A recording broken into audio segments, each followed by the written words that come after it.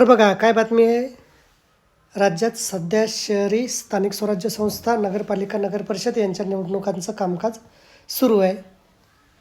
त्यामुळे राज्य कर्मचाऱ्यांना दरवर्षी जुलैची दिवाळीस विलंब होत आहे. निवडणूक कामकाज पुढील आठवड्यापर्यंत पूर्ण होईल. त्यामुळे डिसेंबर अखेर DA-वाढीचा अधिकृत निर्णय होण्याची शक्यता आहे.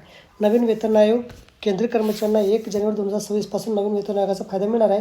त्याच धर्तीवर राज्य कर्मचाऱ्यांना देखील नवीन वेतन आयोगाचा लाभ मिळणार आहे. परंतु याकरता राज्य कर्मचाऱ्यांना जवळपास सन 2029 पर्यंत वाट पाहावी लागेल. सेवापुस्तक ऑनलाईन. सध्या राज्यातील अधिकारी कर्मचाऱ्यांचं सेवापुस्तक ऑनलाईन करण्याचं काम पहिल्या टप्प्यात सुरू झालं आहे. पुढील 5 वर्षापर्यंत सर्व राज्य कर्मचाऱ्यांची सेवापुस्तके ऑनलाईन केलं जाणार आहे.